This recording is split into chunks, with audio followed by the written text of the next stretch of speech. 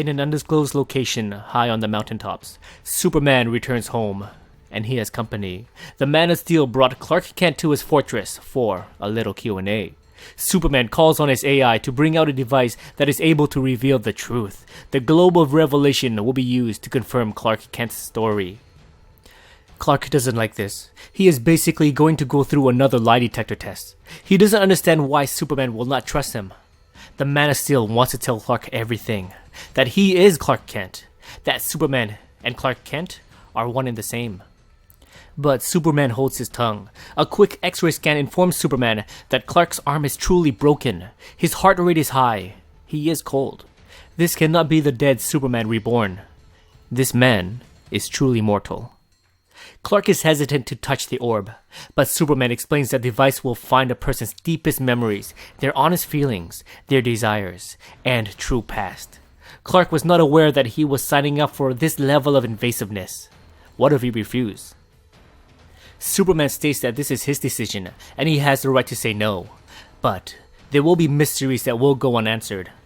Clark Kent made up his mind, and he touches the orb. We discover that a gas leak killed his biological parents. The Kents adopted him. He grew up surrounded with love, not just by the Kents, but his friends Lana Lang and Pete Ross as well. But college called, and then after that, the big city is next.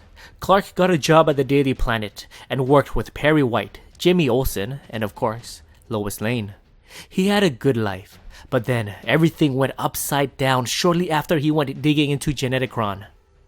Superman, the other Superman, said that his life was in danger. He offered to take his place. The plan was to let the world think that Superman and Clark Kent were one and the same, at least until they took down Geneticron. But then, Superman lost his powers. Shortly after, he died. This is when Clark Kent decided to leave the cabin and return to Metropolis. Our hero scans his guest for superpowers. The results indicate that Clark Kent does not have any metahuman abilities in him. Fingerprints and retina scans all match Superman's, but the genetic makeup is obviously different. Superman stops the session, but now, Clark wants answers. What gives Superman the right to pry into Clark's life? Who is Superman, and why won't he accept the reporter as a mild-mannered man from Smallville, Kansas? Superman wants to explain everything, but he can't. If there is a chance that exposing himself can put Lois and John in harm's way, then his lips are sealed. He informs the reporter that he is Superman. He may not be the Superman that everyone knew, but he is still Superman. He needs Clark to tell the world that he is a friend, and that he is here to help. Superman gives Clark a watch that emits a frequency that only he can hear from anywhere in the world. If Clark needs help, Superman will be there as soon as he can. Kelex, Superman's AI, interrupts their meeting. The AI brings up a feed from Geneticron's security cams. It appears that the mysterious company held a doomsday, and at least one other before the gunmen broke in and unleashed the monster. This is not good.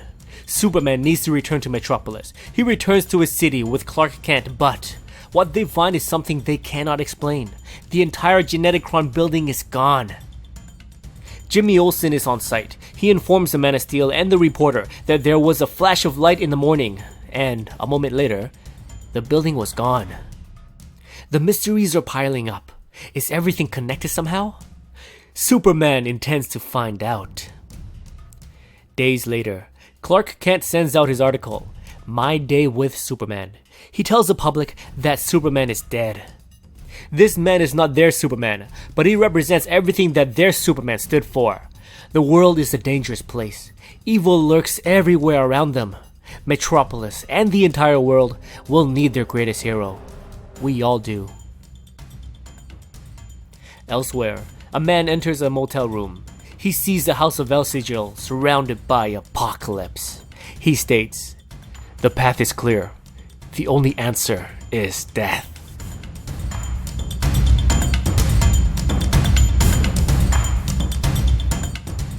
What's going on, guys? Welcome to Comic Island. My name is Joey, and thank you so much for checking out my review of Action Comics issue 964. This issue is what I was waiting for all week, the long-awaited meeting between post-crisis Superman and the civilian Clark Kent. We got a lot of information, so let's jump right into what stood out for me in this issue. Like I assumed, this Clark Kent truly believes that he is only human. There are a lot of inconsistencies, such as his memories with Lana Lang and Pete Ross. Obviously, we know that this Clark Kent has false memories, but there's a side of me that actually wants to believe him. I know this is gonna sound ridiculous, but what if, and this is a big what if.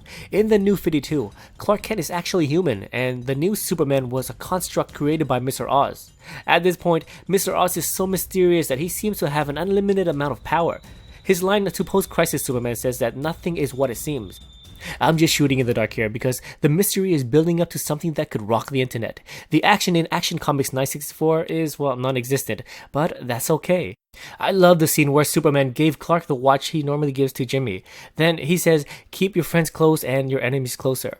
Superman seems to have gained Clark's trust, but obviously Superman still has all of his walls up, or else he would have told Clark his side of the story. I would love to be a fly on that wall if that conversation ever happens. The mystery surrounding Geneticron gets even more mysterious. I left this part out of my narration, so I'll explain it now. A quarter way through the issue, we got a guy in a red baseball cap placing a device onto the building of Geneticron. Then, when Superman and Clark Kent returns to the site, the entire building is gone. And then the final page shows the guy walking into what appears to be a motel room. Then we see the House of El Sigil engraved in a mini planet that looks exactly like the planet Apocalypse. This is very interesting because as of right now, we don't exactly know who rules Apocalypse. Luthor is known to be the ruler of Apocalypse, but we never get an issue showing the people of the planet accepting him as their ruler. He seems to be too busy with Earth, so I gotta rule him out. Has Highfather finally taken over Apocalypse? Darkseid is currently reborn as a child and he is with Grail, the daughter, now his foster mom? Yeah, it's pretty complicated.